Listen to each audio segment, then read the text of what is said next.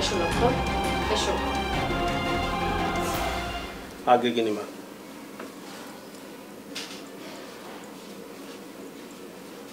লক্ষণ, আমাকে তোমার একটা কাজ করে দিতে হবে।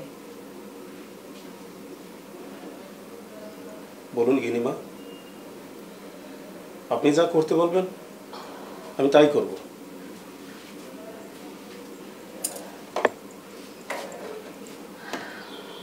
আমি তোমাকে যেটা করতে বলবো মনে রেখো, এটা যেন কেউ জানতে না পারে। আগে গিনিমা।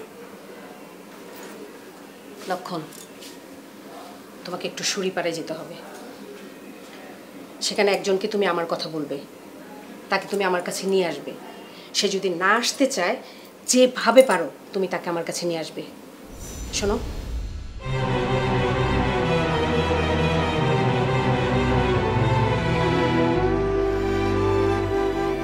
ঠিক আছে? আর মনে রেখো, এ কথা তুমি আর আমি ছাড়া যেন কেউ জানতে না পারে। এখন যাও।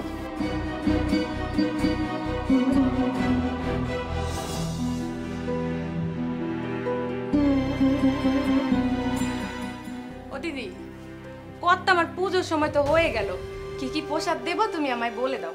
পূজার সময় হয়েছে হোক, আজ থেকে কোনো পূজার প্রসাদ এই বাড়ি থেকে যাবে না।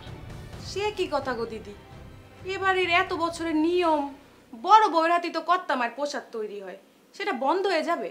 হ্যাঁ, বন্ধ হয়ে যাবে।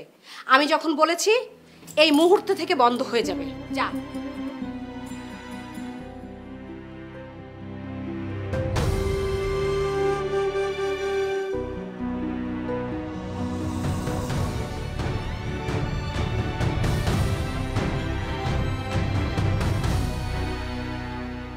আম্মা, মেয়ে কিন্তু আমাদের খুবই পছন্দ হয়েছে। আপনি দেখবেন ও যেন আবার বেঁকে না বসে। মা যদি বলে তাহলে আর লয় করবে না। আর মেয়ে তো খুব পছন্দ হয়েছে, ওনাকেই আমি আমার যা বানাবো। ঠিক আছে, আমি ওরে রাজি করাবো না। যাও, এবার ঘরে যাও, এই ঘরদোর ঠিক করোগে। যাও।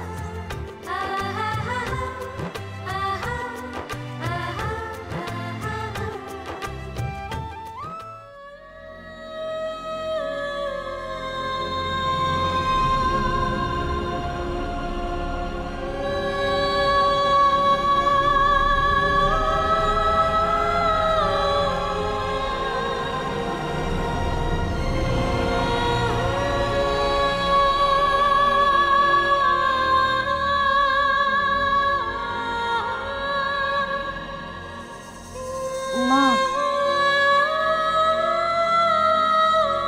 বৌমা, মা, আপনি কি আমার উপর রাগ করেছেন?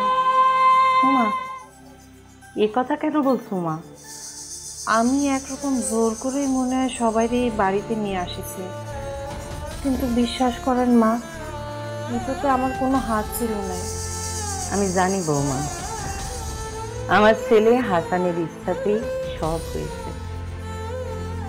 আমার হাসান আমার হারানো গৌরব, আমার হারানো সব সম্পত্তি সব ফিরিয়ে এনেছে। আপনার ছেলের ইচ্ছা ছিল নিলামে এই বাড়ি আর জমিটা কেনার, আমি শুধু তার পাশে দাঁড়িয়েছিলাম। আমার কাছে আনো।